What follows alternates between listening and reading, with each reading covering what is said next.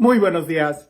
Ya es como la sexta vez que trato de grabar este video y me han estado interrumpiendo mucho, así que espero no omitir ninguna idea o no revolverme, porque ya cuando lo he tratado de hacer varias veces, digo, ¿ya lo dije o no lo dije? Bueno, antes de entrar con el Evangelio, quiero hacer dos aclaraciones. La primera, pienso que es porque quizás personas nuevas se han estado uniendo a este canal y no han escuchado que anteriormente ya he explicado esto. Muchos me preguntan, padre, ¿por qué cuando usted lee el Evangelio no termina diciendo palabra de Dios?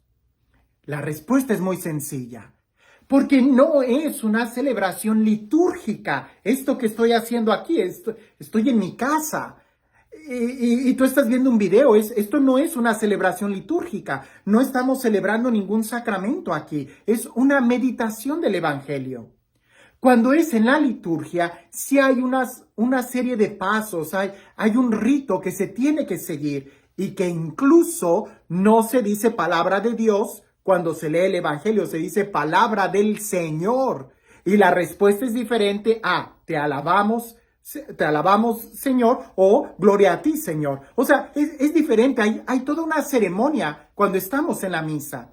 Por ejemplo, el sacerdote o el diácono hacen una oración en silencio para pedir a Dios que se purifiquen los labios. Después saluda a la congregación diciendo el Señor esté con ustedes. Después signa el Evangelio al mismo tiempo que dice lectura del Santo Evangelio según, y después se signa él mismo. Proclama el Evangelio, termina diciendo palabra del Señor, lo besa y hace otra oración al final que tiene como finalidad que las palabras del Santo Evangelio perdonen nuestros pecados. Y entonces ya empieza la reflexión. Eso no se hace fuera de la misa, solamente se hace en el ambiente litúrgico. Yo respeto mucho y no estoy hablando en contra de los que promueven esto, no, yo los respeto. Pero me ha tocado ir a algunos grupos que me piden que vaya y que dé un tema o una predicación. Y cuando yo voy a decir, bueno, pues vamos a meditar el Evangelio y todos se ponen de pie, ¿verdad? Y digo, no, es una meditación, no es liturgia. En la liturgia sí hay serie de pasos que no podemos cambiar porque es un rito. Pero aquí afuera lo que queremos es más bien enfocarnos en el Evangelio, en la meditación del Evangelio, para que cuando estemos en misa, ahí sí poder disponer nuestro corazón a vivir más intensamente la liturgia. Y no es un capricho mío, como alguien por ahí me dijo, este padre moderno, se tiene que decir palabra del Señor. No, que bueno, claro que soy moderno porque utilizo toda la tecnología, pero mi fe está muy enraizada en un conocimiento sano a lo que es la doctrina de la Iglesia. Incluso cuando yo estudié en la Universidad Pontificia, los profesores, ninguno de ellos decía palabra del Señor o palabra de Dios, y ningún alumno se ponía de pie cada vez que fuéramos a escuchar una parte del Evangelio. Incluso, no es es que esa universidad progresista, no. Si tú te vas al Vaticano y estás en alguna de las conferencias o audiencias del Papa, y no solamente del Papa actual, sino vete para atrás, del Papa Benedicto, del Papa Juan Pablo II, del Papa Pablo VI, y le sigues más para atrás, ninguno de ellos, cuando leía el Evangelio en una audiencia, en una reflexión, lo hacía con la ceremonia propia de la misa. Si aquellos que promueven esto, que para darle más respeto al Evangelio, está bien, yo no entro en conflicto. ¿Por qué no lo hago yo? Porque yo sí sé qué es la liturgia y qué es una reflexión personal. Y en la reflexión personal el énfasis es en abrir el corazón, ¿verdad? Para que cuando estemos en la liturgia, toda la ceremonia nos ayude realmente a poder llevar y compartir lo que ya hayamos meditado en este video fuera de la liturgia, en una reflexión personal. Así que, ¿por qué no lo digo? Porque no estamos en una celebración litúrgica. Pero es que a nosotros nos han dicho, está bien, pero aquí en este video es solamente un video. Ahora, quiero aclarar también para los que están siguiendo, empezando ya la sección de aclaraciones, para los que están siguiendo el reto de la Biblia en un año, algunos me han preguntado que por qué yo no digo el nombre de Dios y lo cambio por el título Señor. Mira, hay dos razones. Una, cuando yo estaba en la universidad y tuve la oportunidad de estudiar hebreo y leer directamente el texto del Antiguo Testamento en hebreo, cada vez que uno de mis compañeros en la lectura leía y pronunciaba el nombre de Dios, Yahvé, el profesor inmediatamente lo detenía ahí, lo regañaba y le decía, les he dicho que no pronuncien ese nombre. Cuando ustedes vean el nombre divino, utilicen la palabra Adonai, que significa Señor. Y eso es por toda una tradición que hay de respeto, admiración al nombre de Dios. Para los judíos y también para nosotros los cristianos, el nombre tiene mucha fuerza. Por eso respetamos mucho el nombre de Dios. Y he encontrado yo eso, una sana, no lo sé si decirlo, devoción o lo que sea, de cada vez que yo veo el nombre de Dios, lo cambio por el título Señor. Y más que recientemente, y una temporada en donde cristianos católicos y cristianos no católicos estaban peleando que cómo tenía que ser el nombre de Dios, si Yahvé o Jehová. Y ahí estaban todos peleando y haciendo, no. En una sana espiritualidad, nosotros pronunciamos el nombre divino como Señor. Y no es que mi profesor de la universidad o que yo esté imponiendo algo nuevo, no. Incluso está en la tradición de la iglesia. Hunde sus raíces en la tradición judeocristiana de nuestra fe.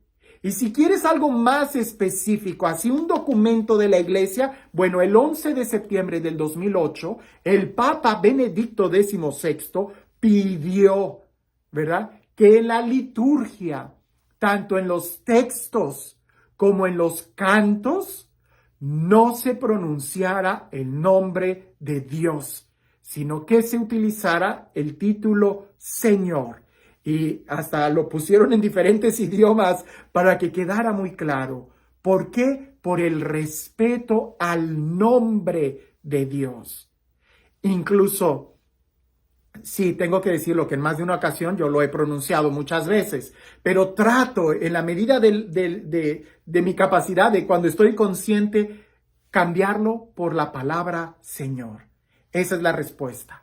La Biblia Jerusalén que yo uso y que es la que más recomiendo, ahí sí viene muy bien escrito la palabra del nombre divino, pero cuando se lee en voz alta hay que cambiarla por la palabra Señor, el Señor o el Señor Dios de Israel, para que podamos entender que nos referimos a Dios, pero el nombre no se pronuncia. Ahora sí, entremos ya de lleno a la lectura del Evangelio de este día. Dice así: en aquel tiempo Jesús dijo a sus discípulos, cuando venga el Consolador que yo les envíe a ustedes de parte del Padre, el Espíritu de la verdad que procede del Padre, Él dará testimonio de mí, y ustedes también darán testimonio, pues desde el principio han estado conmigo. Les he hablado de estas cosas para que su fe no tropiece. Los expulsarán de las sinagogas y hasta llegará un tiempo cuando les den muerte, creerán dar culto a Dios. Esto lo harán porque no nos han conocido ni al Padre ni a mí. Les he hablado de estas cosas para que, cuando llegue la hora de su cumplimiento, recuerden que ya se los habría predicho yo. Seguimos en el Evangelio de San Juan, capítulo 15. Y Jesús sigue hablando de quién es el Espíritu Santo y lo que va a hacer en nosotros, ¿verdad? En esta ocasión aparece el título Consolador, ¿verdad? Y es un título muy hermoso porque es aquel que nos consuela, es aquel que nos ama, es aquel en el que descansamos, es el que sana nuestras heridas, ¿verdad? Cuando alguien se siente solo, abandonado, ¿verdad? Ahí es donde viene esta ayuda, el Espíritu Santo, como un consolador que nos va a proteger, que nos va a dar aliento. Pero la pregunta es, ¿para qué? ¿Para qué viene el Espíritu Santo a consolarnos? La respuesta es para que nosotros demos testimonio. ¿Por qué? Porque van a venir momentos difíciles, porque la vida está llena de muchos momentos difíciles. Incluso en este texto dice que muchos creerán darle culto a Dios buscando la muerte nuestra, porque no conocen al Padre y tampoco conocen a Jesús. La pregunta es, ¿y tú y yo sí conocemos a Jesús? ¿Sí conocemos al Padre? ¿Realmente desde un conocimiento de amor, de experiencia? ¿O solamente es por teoría? Porque si es solamente por teoría, entonces no vamos a entender lo que significa el Espíritu Santo como un consolador. Cuando tú vives tu fe, cuando realmente la estás viviendo, sabrás que hay momentos en donde sí vamos a necesitar el consuelo de alguien, donde sí vamos a necesitar esa ayuda, esa motivación, ese aliento, alguien que sane nuestras heridas. Pero, ¿qué clase de heridas estamos hablando? Alguien me va a decir, pues de todas las heridas, sí, pero especialmente aquellas que nos pueden impedir dar testimonio. O pudiéramos decir, aquellas heridas que nos impiden dar la vida. Aquellas heridas que nos impiden el dar la sangre por Jesús.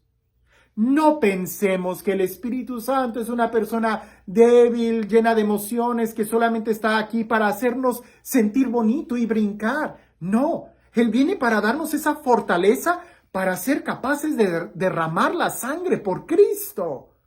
Y es que a veces eso no lo predicamos.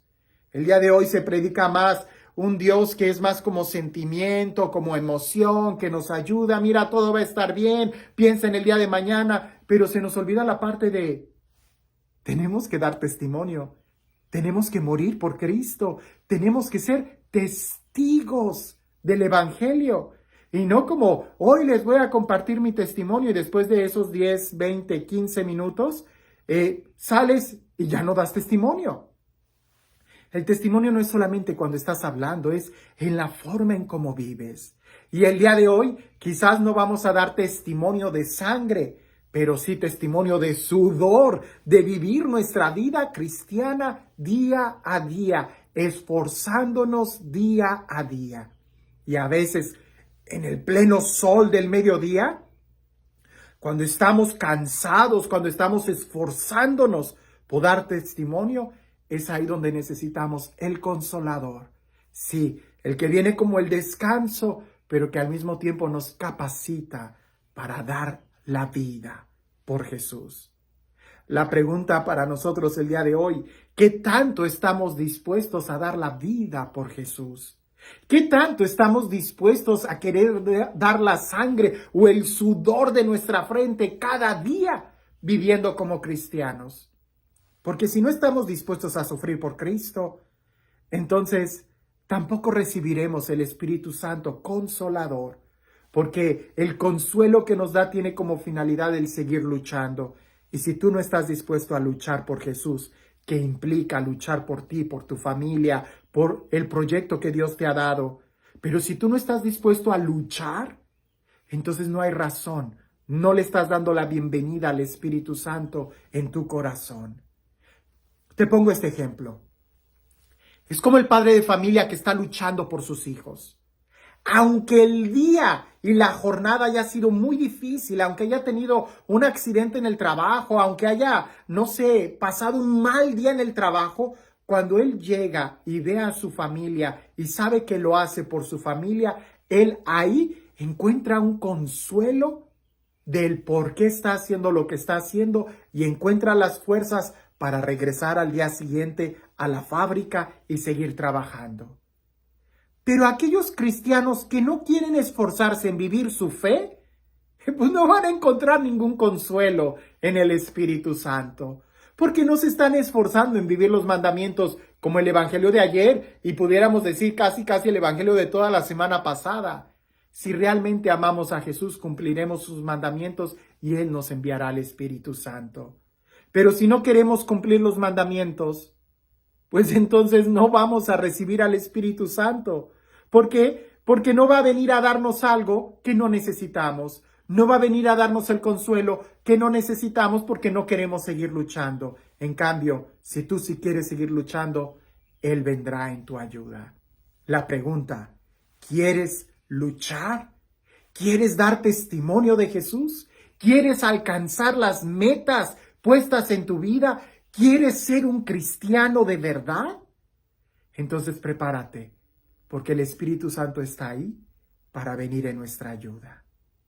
Y este Dios, el Dios del amor, el Dios de la vida, el Dios de la paz, el Dios que hace nuevas todas las cosas, que sea Él quien el día de hoy te bendiga, en el nombre del Padre, del Hijo y del Espíritu Santo.